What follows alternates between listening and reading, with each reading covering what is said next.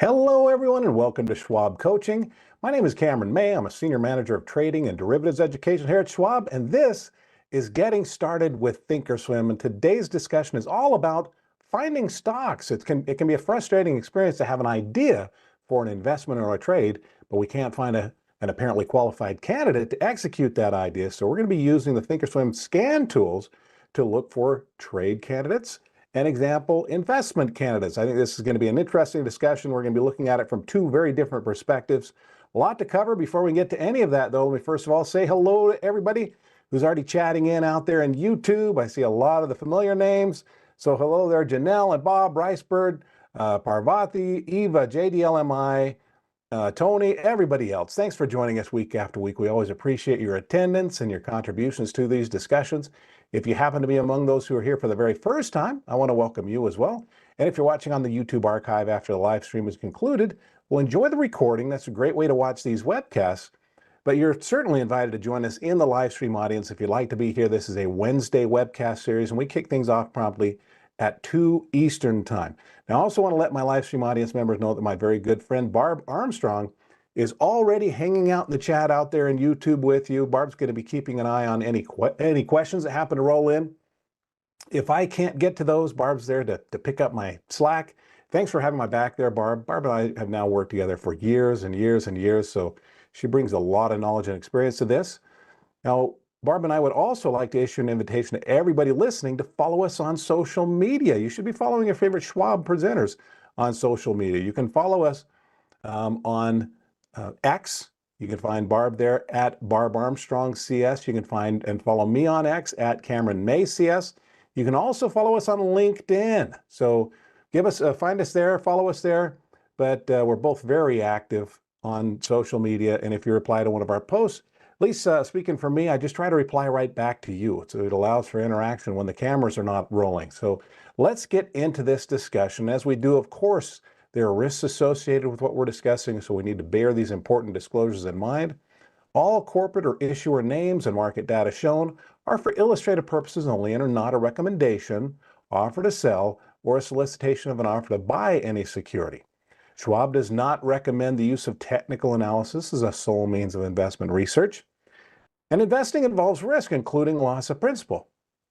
All right, so with that important stuff accomplished, let's set the agenda for today. So today, as I mentioned, is all about finding stocks, but I want to use Thinkorswim's really powerful scan function, the Stock Hacker tool, to scan for investment candidates. So we're going to look at things from an investment perspective, the longer term, and maybe for trade candidates, maybe look at things through finding stocks for trading for shorter term purposes.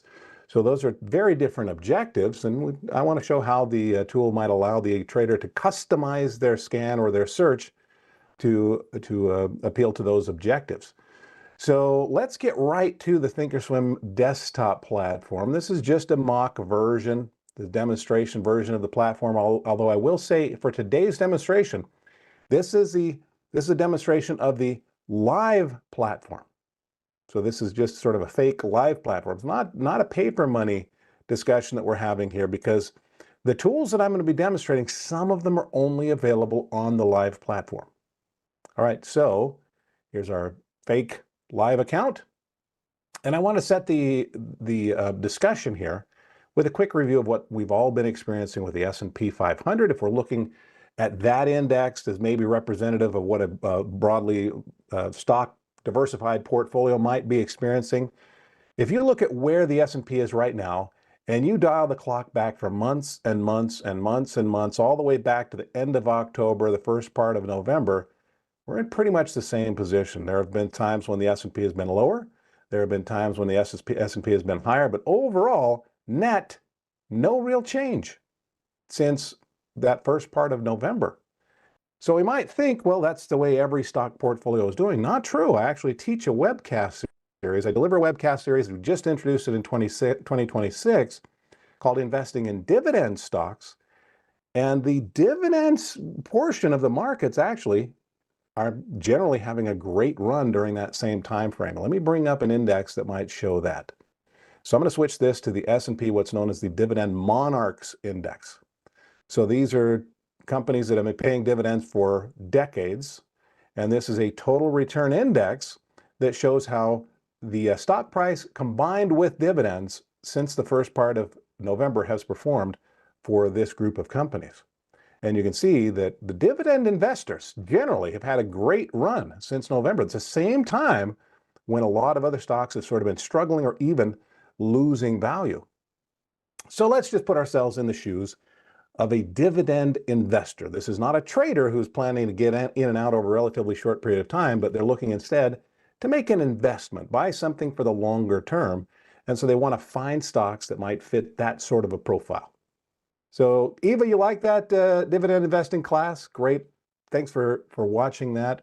Yeah, it's a new series on Thursdays. If you'd like to join us there, I'd love to have you there, or you can find that webcast series in our archives. So as an example, if you haven't done this already, make sure that you're subscribed to our Trader Talks channel on YouTube. You can pop down below the video right now and just click on the subscribe button. It only takes a second. It doesn't cost anything.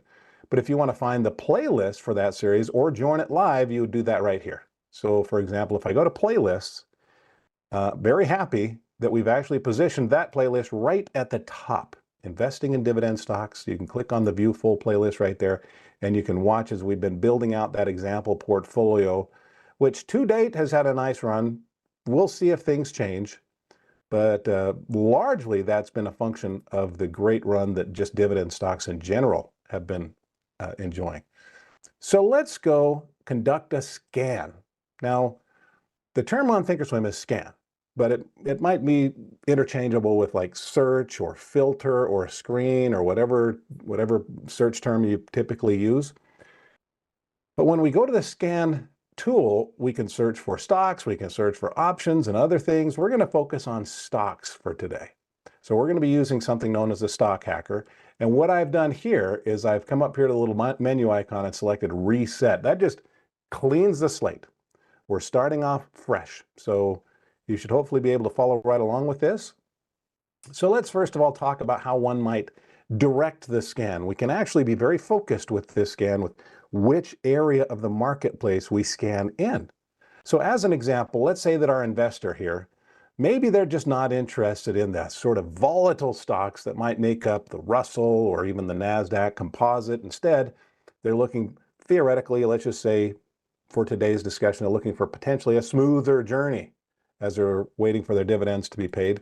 So how about the first thing that we'll do is instead of scanning in all stocks or scanning in some of those traditionally more volatile areas of the marketplace, let's look through just the S&P 500. Now, Thinkorswim actually manages and publishes a different lists of stocks known as watch lists. So I'm going to go to the public watch list and select the S&P 500. So now we're just scanning in those stocks. Now, another thing that we might do is we could intersect, so we could scan in the S&P 500. We could still recruit those other areas of the marketplace and look for stocks that exist in both areas. So maybe we're looking for a stock that's in the S&P, but also is in the NASDAQ. So we could intersect with something else. I'm not going to be doing that today, but what I will do for this discussion is how about we exclude some of our S&P 500 companies, just straight out of the gates. And the ones that I'm going to specifically exclude for this discussion are going to be in a personal watch list that we've previously created called the Dividend Aristocrats. These are companies that have paid and increased their dividend every year for the last 25 years. And you might think, why don't we want to scan there? Maybe our investor already owns a number of the aristocrats, and they want to look at the rest of the S&P 500 and see if there's something else they're missing. There could be a number of reasons why we might want to exclude a group of stocks. Let's just let that stand for this example. So let's exclude the Dividend Aristocrats, but we're going to look in the rest of the S&P 500, and let's define what it is we're looking for here now. So by default, we're going to have three different what we call stock criteria that we can choose from. So, or stock menus. But these are specifically stock criteria. And we can find those by clicking on the little menu right here. And as we scroll through this, you can see it's a pretty good menu, but fairly limited, to be fair. You know, maybe 35 or 40 different criteria that we might choose from. But I'm going to start building my scan from here, but then we're going to expand it. So how about, since we're a hypothetical dividend investor here, let's say we're looking for dividends. So let's come down to yield, one of the default stock criteria that can be selected. And an average dividend paying S&P 500 component company right now is paying a little bit over 1%. Let's say that our dividend investor sets that as, maybe that's not even an acceptable minimum standard for them. Let's say maybe they're looking for at least 2%. So fairly strongly above average yield. But let's also put a potential cap on that. Now, as I put in my minimum 2% yield requirement in my scan, what you'll notice over here is that there are a series of histogram bars. Just think about this as this is sort of representative of all of the companies that we're scanning through, right? These are right now the S&P 500 companies. There are right about 500 of those. But as we set 2% as our minimum, it's going to cut out some of those. This gives us a little visual indication of how many we've eliminated just with that one criteria. So just eyeballing this, I can see, looks like we've eliminated maybe 2/3. I can also see right over here, there's only about 161 companies paying at least a 2% dividend in the S&P 500 who are not also or already a dividend aristocrat. So that's what we're looking at here. But we're starting to really add some focus to this scan. Right now, another thing that the investor might do is sometimes they'll put a cap on the size of the dividend. For some dividend investors, they see a very high dividend as potentially unsustainable. And if it proves to be unsustainable, if a company's trying to pay a very high dividend, or maybe their prices collapse and it's forced them into paying a high dividend compared to price, they may have to cut that dividend. And if they do, the shareholders tend to punish them for it. Not always, but it's not generally received favorably by the investing public when a dividend is cut. So let's just say that we're going to put in an example 2% to 6% preferred dividend yield. Now, out of the 500 S&P 500 companies, minus the dividend aristocrats, there are about 152 paying between 2 and 6% dividend. So we can see that right here. Another thing that we can do if we want to capture, a specific range within this histogram display of component companies, we can actually click and drag the little capture window there. And you'll see as I'm moving this back and forth, I'm moving the minimum up and down, or I can also move the maximum up and down, or click on the range and move the entire range back and forth. So a nifty little feature there of the scan tool. I'm though going to go with just the hard numbers of 2 and 6. All right, next up, Eva says, Cam, it seems to me that excluding the dividend aristocrats would be unwise. So Eva, that was just to illustrate how we can exclude certain areas of the marketplace. In this case, it's a dividend aristocrats. But my reasoning or logic there is maybe the investor already owns a bunch of the dividend aristocrats, and they're looking, they don't want to go look at what they already own. They want to look for, maybe there's some other qualified prospects out there that just don't happen to be a dividend aristocrat. That was the logic there. It's okay. It's not an attempt to convince one that there's a good or bad idea, just demonstrating the tools today. Anyway, but getting on to another stock criteria, let's say that our investor is looking for stability. Maybe that can be associated sometimes with just the size of the company. So how about, let's put in a requirement that the market capitalization of the company, let's say that we're looking for at least a $10 billion company. So I'm going to type in 10,000. Why don't I type in 10 billion? Well, because market cap for the scan tool is shown in millions of dollars. So 10,000 million is actually 10 billion. So we're putting in a minimum here requirement of 10 billion. That's kind of drawing the cutoff line at the large capitalization. If you ever heard those terms, small, medium, large cap, typically small cap is under 2 billion, 2 to 10 billion is considered medium or mid cap, and then over 10 billion is large cap. So let's just say that our would-be dividend investors looking for large cap companies paying between a 2 and a 6% dividend. And finally, how about let's just address volatility directly. Let's say that we're looking for a company that's paying that dividend, but it's not just a roller coaster ride from one dividend payment to the next. Instead, maybe the investor prefers a stock that's not terribly volatile. Well, one gauge of volatility is beta, and it happens to be found in the default menu here for our stock criteria. Beta just benchmarks our companies against the S&P 500. Companies that tend to move right in keeping with the S&P. As the S&P goes up, it goes up. As the S&P goes down, the company goes down. We would say that those have basically a one-to-one relationship with the S&P. And in other words, they have a beta score of 1. If the company is more volatile than the S&P, it will have a beta score above 1, as long as it's moving generally in the same direction of the S&P. If it's less volatile, it have a beta score of less than 1. So let's say our investor is looking for lower volatility stocks. Let's say we put in a beta score of 0.5. That would be half the traditional volatility over the last 5 years of the S&P 500. And maybe they put a cap at 1.5%. So for each one of these, we can see the number of candidates that meet that specific criteria. So there are 151 companies paying between 2 and 6%. There are 416 with a market capital of over $10 billion. Not surprising, considering market capitalization is a requirement just to enter the S&P 500. And there are 317 with a beta between 0.5 and 1.5.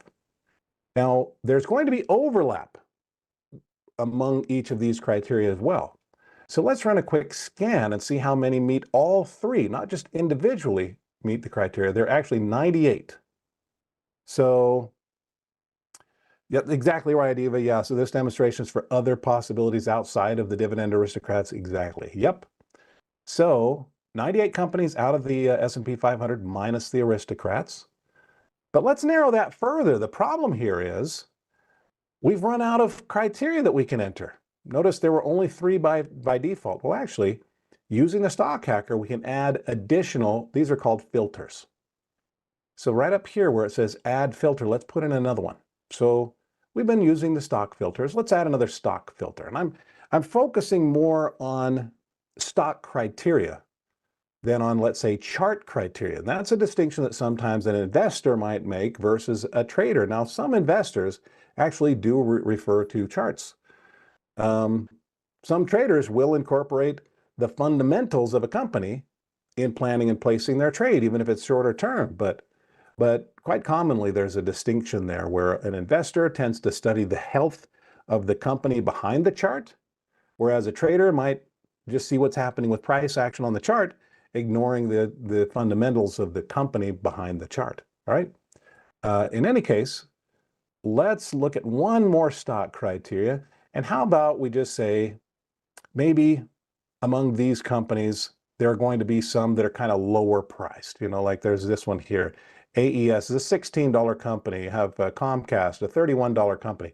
Nothing inherently wrong with those lower price stocks, although they will tend again to maybe be a little bit more volatile, maybe a relatively small fluctuation in their price can put their dividend at risk. Who knows? Let's just say that our trader or our investor, let's be precise here, our investor prefers, let's say, a little bit higher price stock. And I'm going to put in a minimum of $50. And let's click scan. And, oh, I accidentally put in a maximum here. Let's get rid of that maximum. There we go. When it showed, did I collapse this? Didn't intend to collapse that. Let's put that minimum at 50. One more try. There we go. Why does it put in a max of 3.51? I haven't seen that before. Oh, there we go. I know what's going on. I didn't actually specify it was price that we were scanning for. All right, that can happen when you're getting carried away giving a demonstration. So the price can actually be expressed in a number of ways. We can use the ask price, we can use the bid price. Let's just use the last trading price. And let's put in that minimum of 50. There we go. Now, let's run our scan, and it looks like we've just eliminated about 24 more companies. So there are 74 companies meeting all of this would-be investors' criteria. $50 stocks with around average volatility. These are $10 billion or larger companies paying between 2 and 6%. So that might be adequate. Our investor might start working down through these. I'm going to add one more filter. And that is because as we go up here to add filter, you'll notice that there are other things that we could screen for. Now, I'm not going to be screening for options today, but fundamentals can play an important role for a lot of investors. The fundamentals, when I use that term fundamentals, what I'm referring to is again, the company behind the chart. So when I say that we're conducting fundamental analysis, that usually means we're looking at the health of the company and related metrics associated with that. So let's choose fundamentals from our add filter. And let's say that our would-be dividend investor is concerned that if our company starts to accrue a lot of debt, well, their loyalties might shift. Because if a company has a ton of debt and it's at the same time trying to pay its shareholders a dividend, and it starts to run out of cash or it can't get a hold of more debt, and now all of a sudden they have a cash flow problem, well, if there's a decision to be made, do I pay my creditors or do I pay my shareholders? My creditors I'm required to pay. My shareholders, it's up to my board of directors whether I have to pay them or not. They're probably going to pay the creditors, and it could put the dividend at risk. So let's select as our fundamental criteria. How about we put in a debt measurement? And I'm going to put in specifically the long-term debt to capital. Let's go right here to long-term debt to capital. And I'm going to put a cap on that. Let's put in 50. So this is literally the percentage of debt compared to long-term capitalization of the company. But let's run a scan now, and it looks like just 31 companies that meet these 5 criteria. Now, when we've gone to all the trouble to build a scan, it'd be kind of a pain, kind of a headache that if we were to shut down Thinkorswim and then we want to rerun that scan, to have to come back in, try to remember all the criteria that we used in the construction of this scan. Well, actually, we can save these scans right up here, this second menu from the top right, three dots and 3 dashes. I can click on that and save this scan query, and we can just give it a name. So let's, how about we call it non-aristocrats? There we go. I'll just save it as the non-aristocrats dividend scan. So now if I were to go over to use my charts, if I were to reset this, this tool, and I want to rerun that scan, I can pop up here. I can go to load scan query to my personal scans, and there's my non-aristocrat scan. And I can rerun that scan now and find those 31 companies again today, but very likely tomorrow and next week, it's going to be a slightly different list of companies. Another nifty feature of running a scan is this information is also automatically imported into our watch lists over here. So if I were to go over to the watch list and load up my personal watch lists, here's one that I have. It's called Dividend Aristocrats, but the non-aristocrats, there we go. There are those 31 companies. Now, another thing that a new user of the Stock Hacker needs to know is that the scan results are additionally customizable. So by default, it's showing 50 companies, which is enough to show the 31 that this scan has found. But if there were more, we could actually display more. We can sort by security type here. We can organize these according to just their symbols by default.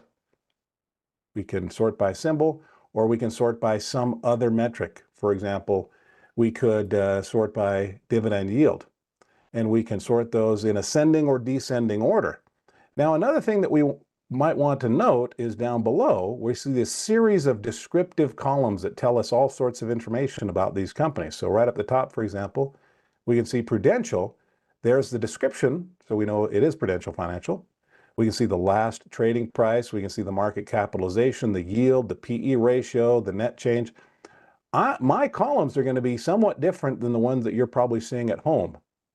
And you might be wondering, how did you get these columns? Well, they're customizable using this little sort of nondescript gear icon. When we see a gear on Thinkorswim, that means that there is something customizable here. So if I click on that, I can choose Customize. And here are the columns that I have. So for example, if I didn't have my yield displayed. Notice it's no longer there. I can click on Customize. I can look for yield. And let's add that to our list of columns. And by default, when we add it, it's going to show up down here at the bottom. Let's now move this up closer to the top. How about we put it right up there? Let's put it next to market capitalization and click OK. So there's the yield. It actually kind of got a little bit squished when you just see the 3 dots. It means there's not space to show that metric. So I'm just going to click on the little margin in between and spread that out a little bit. And you can see how now we can see that. And for each one of these column headings, we can click and change the organization. So for example, I can go from lowest yield to highest. I can go from highest yield to lowest, or I could organize by market capitalization in the same way. Jim says, can you post the Aristocrat scan in the comments? Jim, I can. Yeah, this will give me the opportunity to show this. Let's say that you use Thinkorswim and you have a friend who uses Thinkorswim and you just created what you think is a really cool scan. And rather than calling your friend on the phone, talking them through how to build that scan themselves, we can actually just share the scan. So I'm going to click on that same menu where I saved it, and I'm going to share this scan. Now, Jim specifically asked for the Dividend Aristocrats. So I need to run that scan. Let's load up that scan. Go to my personal. Let's go to the Aristocrats.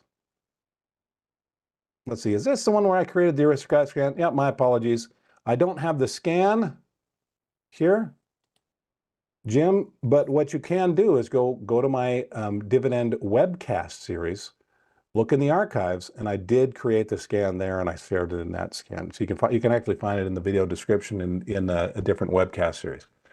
So, but I did want to point out that we can share a scan. So how about for this one, let's share the one that we just created. So let's go to Share Scan Query. Let's give this one a name. So I'm just going to call this one Non-Aristocrats. And click Share, and that creates a link. And now what I can do is to pop over here to the chat window, and let me just paste that link. There we go. And I want to throw out the reminder here, when we share a scan, that scan is not guaranteed as to timing or accuracy at the, when we pop that in there. But I also want to put this into my session notes here so that I can remember to share that same scan with those that are watching on the archive and they weren't here to grab it out of the chat window. So for those that are watching on the recording, you can pop down into the video description and the link will be down there. Now, if a link has been shared with you, we have all kinds of links for all kinds of features on Thinkorswim.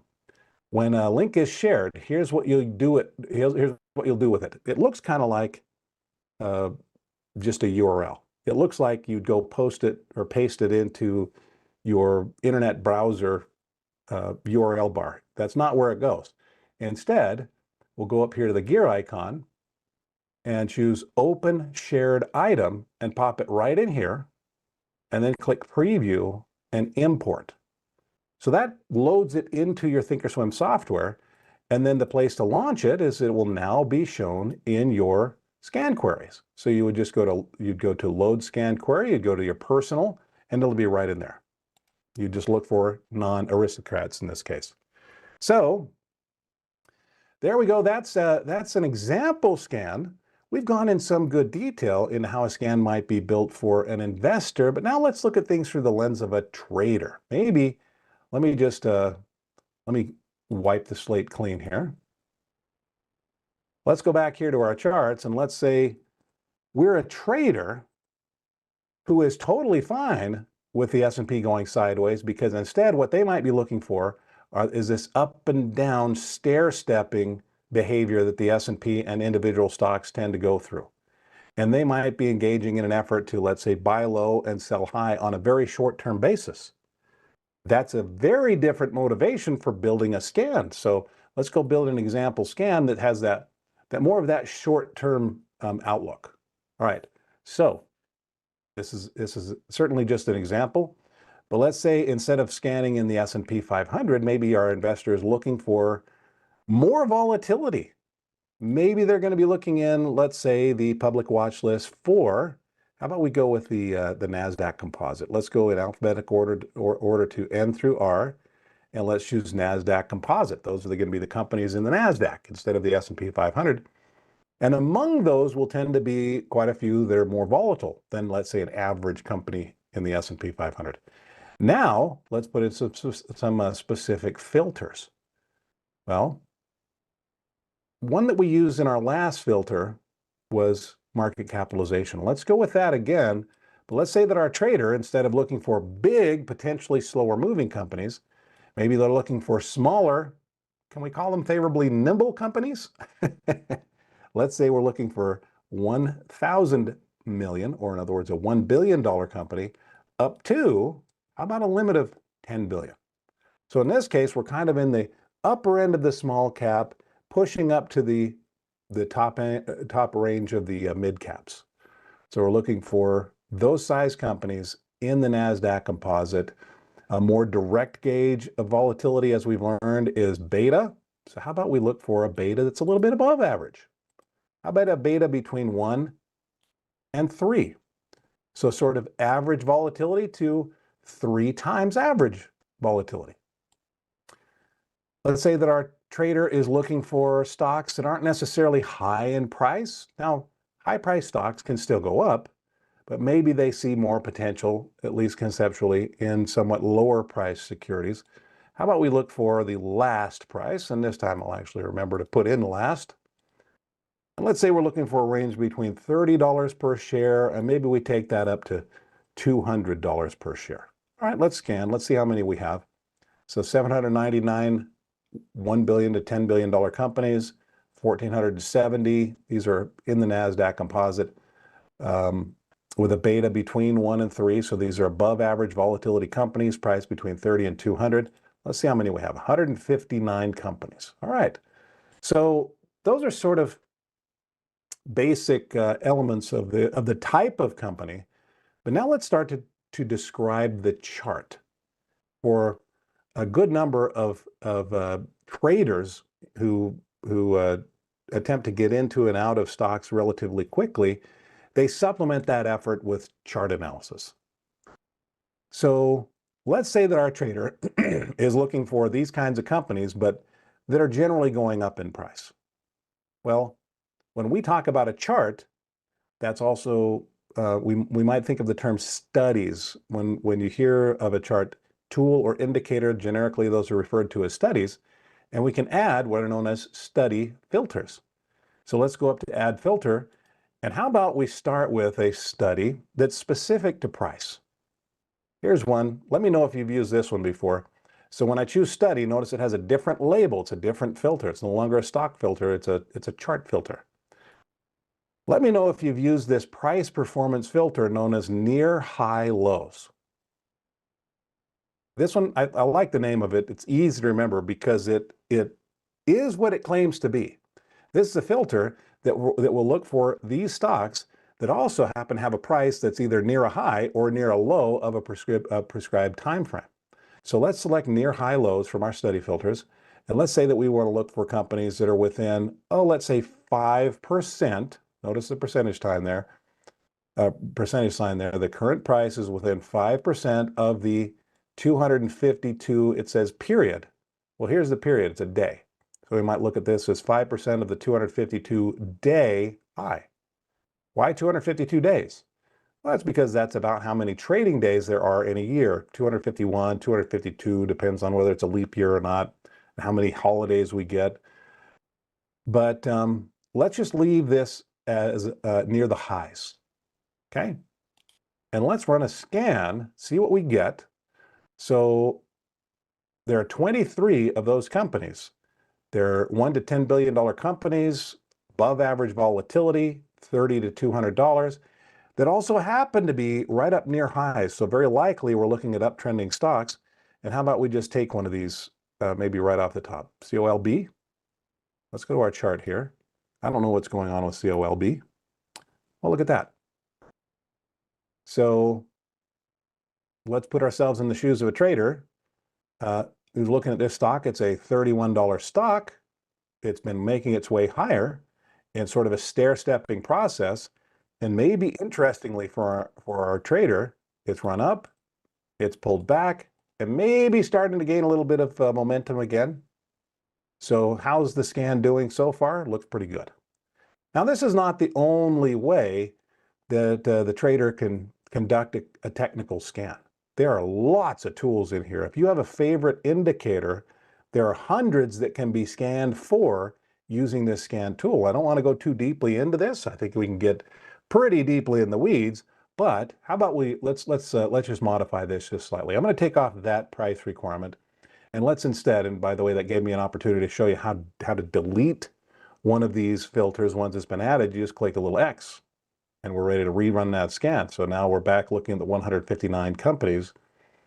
But let's go back up here and add filter again. I'm going to choose study. And instead, let's say that our technician uses moving averages, maybe as a gauge of trend. So in my experience, a simple moving average is probably the most commonly used indicator under the sun, basically. Now, I don't have data to back that up. It's a bold statement, so take it for what it's worth. But let's say that our would-be technical trader here looks for moving average crossovers. So I'm going to choose crossovers here. Let's go over to a moving average crossover, and let's add this as a requirement to our scan. Let's say our trader is looking for maybe a 10-period simple moving average. This is customizable. We could choose a different type of moving average if we wanted to. But let's just look for a 10 simple moving average crossing above, let's say, a 50. That's quite a short-term moving average crossing over kind of a short to intermediate-term moving average. A potential implication here is that if a short-term trend line is crossing over a longer-term trend line, it might mean that price is strengthening on that chart in new ways. Maybe we're starting into a new upward period. It's not a guarantee, of course. But let's just say our 10, we want that to be crossing above the 50 right now today.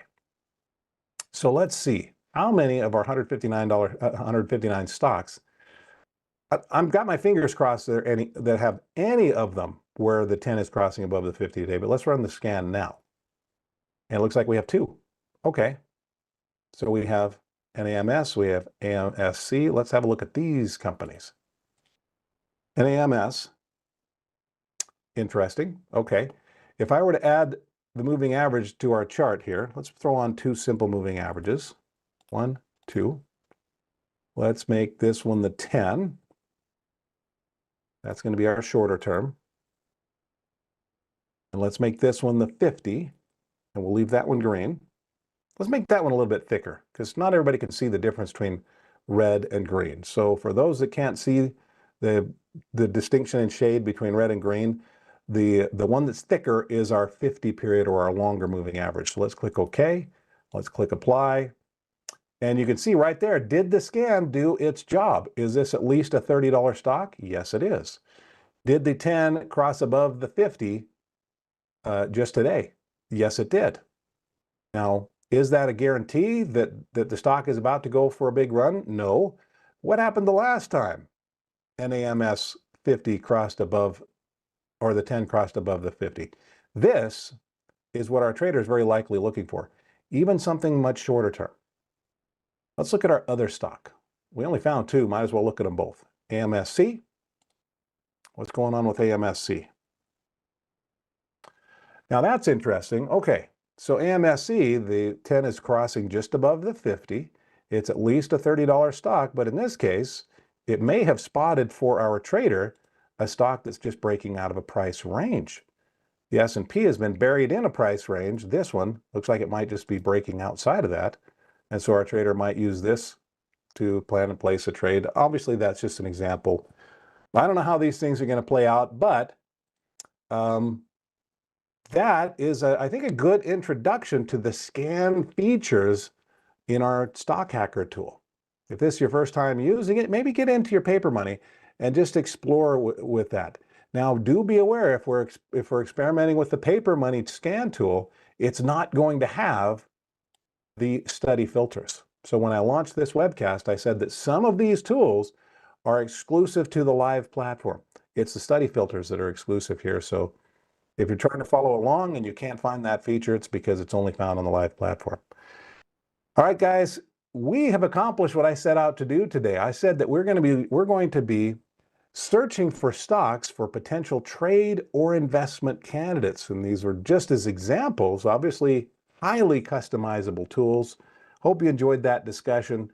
Time for me to let you go. But as I do, I want to give you a couple of quick reminders regarding the full slate of educational offerings that you have available to you from Schwab Education. So first of all, if you are new to the channel, if this is your first time maybe watching one of our webcasts, make sure you subscribe to our Trader Talks channel on YouTube. It doesn't cost anything to do that. You just pop down below the video, click on the subscribe button. It takes 1 second, click, and you're done.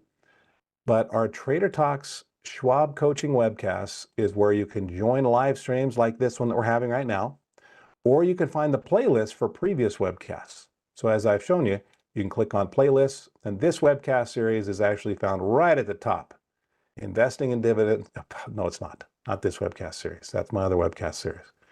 Anyway, this one is called Getting Started with Thinkorswim, which is actually all the way at the bottom. So let's scroll on down. We have lots of webcast series. There's Getting Started with Thinkorswim right down there at the bottom. You click on View Full Playlist and you can see previous webcasts that have been delivered in the series.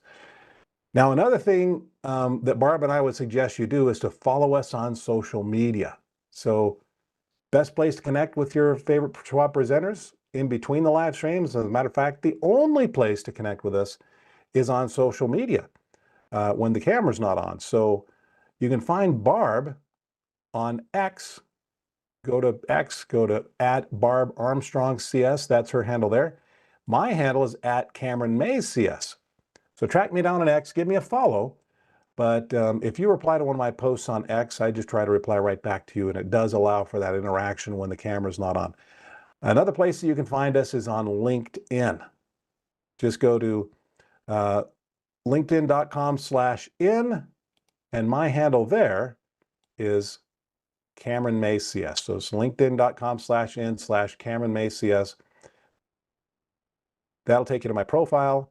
I've only been on LinkedIn for a couple of months now, so still gathering the audience there. But if you reply to one of my posts here, I'll just reply right back to you, as long as it's not too, I don't get into politics. I don't get into religion. Sorry, there are some topics that are a little too hot to touch. But if it's appropriate, we can talk here on social media. All right, guys, thanks for giving me your time today. Barb, thanks for helping out in chats. I always keep an eye out to see if we get a survey. We didn't get one this time, but if you see one pop in, if you'd fill it out, it's always appreciated. Also, definitely want to express my appreciation for everybody that has already clicked the thumbs up button. If you click the like button, that definitely is received like applause to your presenter. Thank you. It's like a pat on the back. We appreciate it. But also, it gives my webcast a boost in the YouTube algorithm, helps more people find these videos. And they can learn things like how to use the stock hacker to scan for stock trades and stock investments. So thanks for all the thumbs up. Looks like we got 109 people watching the live stream right now. And already 35 have clicked that thumbs up button. Thank you for doing that. Everybody, go enjoy the rest of our webcast for the rest of the day. I'm going to be out tomorrow. I'll be back on Friday. So I will see you in my next webcast on Friday. I'll also look for you on social media, but whenever I see you again, until that moment arrives, I want to wish you the very best of luck. Happy trading, happy investing. Bye-bye.